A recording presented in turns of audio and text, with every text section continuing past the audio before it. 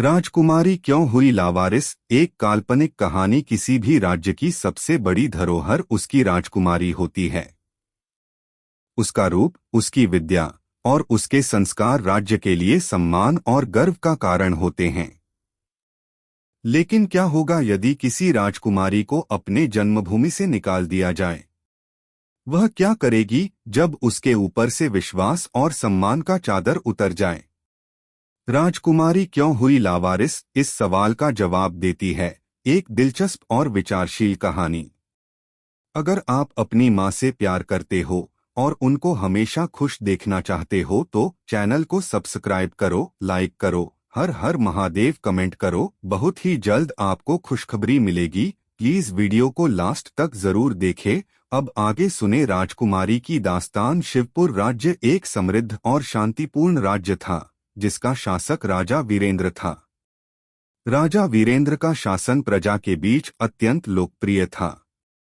उसकी बहादुरी और न्यायप्रियता के कारण उसकी पत्नी रानी महिमा का जीवन भी सुख शांति से भरा था। परंतु रानी महिमा की हसरत थी कि वह एक बेटी को जन्म दे ताकि राज्य की परंपरा को आगे बढ़ा सके। वर्षों तक प्रयास करने के बाद रानी महिमा को संतान सुख प्राप्त हुआ और एक सुंदर सी बच्ची का जन्म हुआ। उसका नाम रखा गया राजकुमारी सौम्या। राजकुमारी सौम्या का जन्म राज्य में खुशी और उल्लास का कारण बना। उसकी मुस्कान, उसकी चंचलता, उसकी मासूमियत, सब कुछ राज्यवासियों के दिलों में बस गया। वह सगाई की परंपराओं, शाही शिक्षा और उच्च संस्कारों से पूर्ण रूप से विकसित हो रही थी। लेकिन उसकी जिंदगी में एक और भी बात छुपी हुई थी जो उसे बाकी सभी से अलग करती थी। राजकुमारी सौम्या के जन्म के साथ ही राज्य के भविष्य पर एक प्रश्नचिन्ह लग गया था। उसे जन्म देने वाली रानी महिमा बहुत ही चिंतित थी। वह महसूस करती थी कि सौम्या का भाग्य कुछ अजीब है। उसकी आशंका तब और बढ़ गई जब राजकुमारी के जन्म के कुछ महीनों बाद राजा वीरेंद्र को एक सपना आया। उसने देखा कि एक काली छाया उसकी राज्य की शक्ति को नष्ट कर देगी और राजकुमारी सौम्या उसी शक्ति का प्रतीक होगी। राजा वीरेंद्र इस सपने से घबराया और उसने राज्य के प्रमुख ज्योतिषी से परामर्श लिया। ज्योतिषी ने कहा, राजकुमारियों का जन्म कभी कभी अशुभ संकेत लाता है, खासकर जब उनके साथ कुछ अनहोनी होने की आशंका हो। इस भविष्यवाणी के बाद राजा ने सौम्या के भविष्य को लेकर खुद को और राज्य को एक बड़ी दुविधा में पाया। क्या वह अपनी बेटी को राज्य की गद्दी का वारिस बनाएगा या उसे किसी प्रकार से छिपा देगा? राजा और रानी की विवशता के कारण उन्हें एक कठिन निर्णय लेना पड़ा। उन्होंने सौम्या को दूर एक छोटे से गांव में भेज दिया ताकि वह राजमहल से बाहर रहे और राज्य की खुशहाली बनी रहे। इस निर्णय ने न केवल राजा और रानी के दिलों को तोड़ा, बल्कि यह एक सामूहिक राजकुमारी के जीवन में भी नकारात्मक परिवर्तन लेकर आया। लावारिस जीवन का आरंभ। राजकुमारी सौम्या को इस बात का पता नहीं था कि वह लावारिस हो जाएगी। जब उसे राजमहल से दूर भेज दिया गया तो उसने सोचा कि यह बस एक यात्रा होगी। लेकिन उसकी यात्रा एक जीवन भर की यात्रा में बदल गई। उसे वह राजमहल, उसकी सौंदर्य और उसका प्यार सब कुछ भूलकर एक अनजान गांव में भेज दिया गया। वह गांव बहुत ही साधारण था, लेकिन सौम्या ने वहां भी अपनी मासूमियत और चाव से लोगों का दिल जीता। वह गांव में ही एक विधवा महिला लक्ष्मी के साथ रहने लगी। लक्ष्मी उसे अपनी बेटी की तरह पालने लगी। सौम्या का जीवन धीरे धीरे उस गांव में समाहित हो गया, लेकिन एक रहस्य उसके दिल में था। वह कभी कभी आसमान की ओर देखती और सोचती कि क्या वह कभी वापस राजमहल जाएगी। समय के साथ सौम्या ने गांव में लोगों के साथ काम किया और खेती में मदद की। वह कड़ी मेहनत करने वाली, दयालु और बुद्धिमान लड़की बन गई।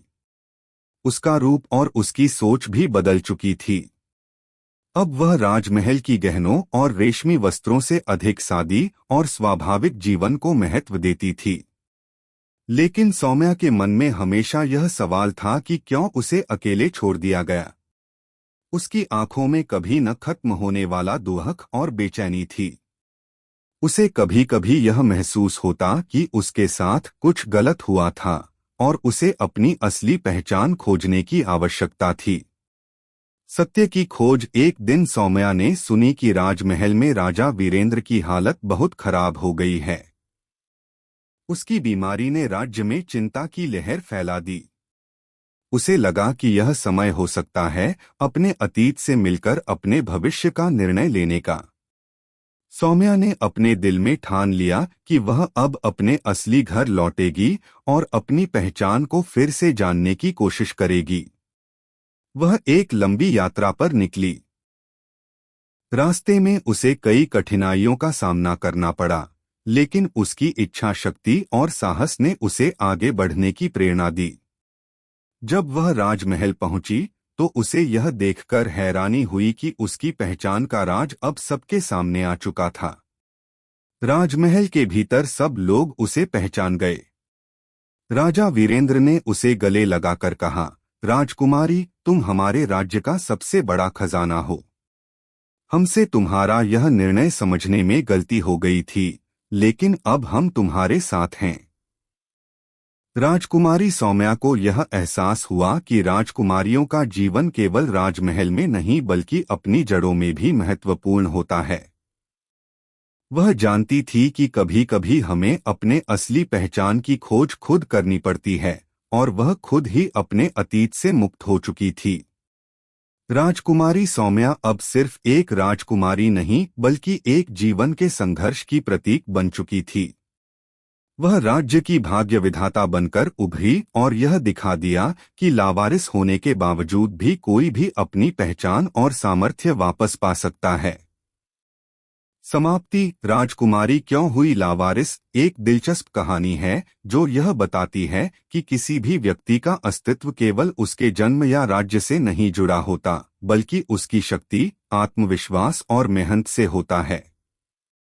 कैसी लगी आपको कहानी? प्लीज कमेंट करो, लाइक करो, सब्सक्राइब करो। धन्यवाद।